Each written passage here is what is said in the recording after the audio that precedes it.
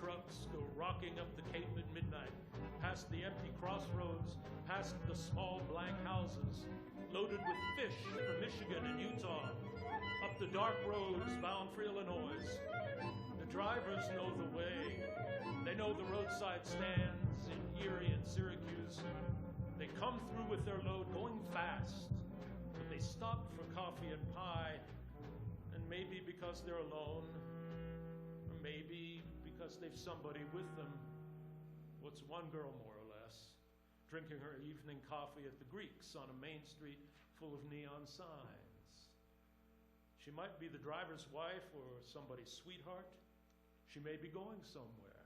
Her glance is sly. She has a long way yet to go wherever she's from. Her face is drawn with sleep. She doesn't look up. The grass smells sweet at night from the river road. There are roses here, just like they are at home. The Greek puts a lump of sugar into her cup.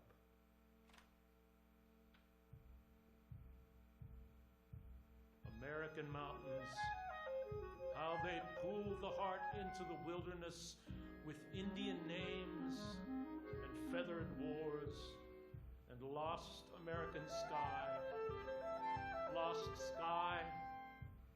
lost earth, and lost American dream. That morning dream that drove us from our beds to blaze the forest trace to Tennessee, across the Indian wars to Oregon, the hope of freedom and that love of land, that desert thirst and mountain appetite to find somewhere beyond the curve of earth, each to his need, each to his own delight, a farm, a ranch, a hill of apple trees.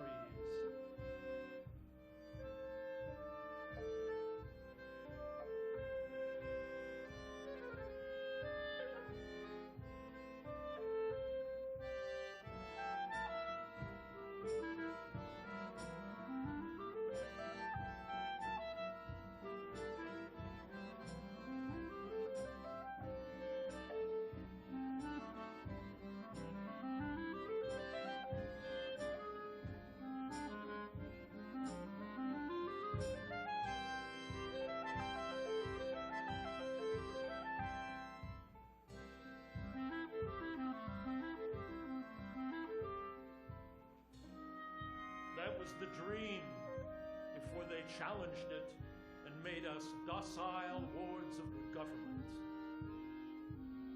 Perhaps it was a nightmare, not a dream. Some say it was. You choose the better name.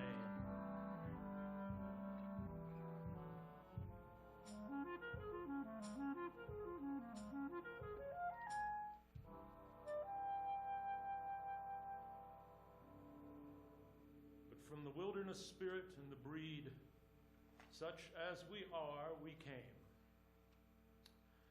I think I'll take the cattle east this time and see old Anderson at Keokuk. I'll stop at Kansas City with the beef and just make sure that Jones and company don't tip the scales too heavy for themselves. Seems like I've got a wish to see some trees and have a look at Mississippi water. I don't know why. He dusted off his knees and, rising from the branded heifer, took his wide-brimmed hat and shook the dust from it. That night, his father baked a loaf of bread. He was a man who never traveled far because he thought a horse went far enough. But seeing how his son had set his mind on Keokuk and Mississippi water, old Vance opinioned it a good idea. "You bring me back a suit of clothes," he said. "Maybe while you stop in Iowa or Kansas City, you might find a woman to fetch her west to keep our house for us.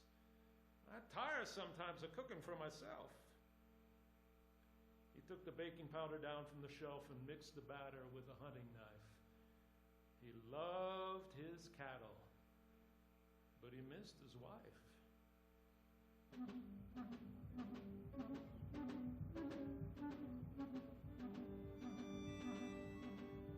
The railroad crossing crosses the pass between Raton and Trinidad. To the north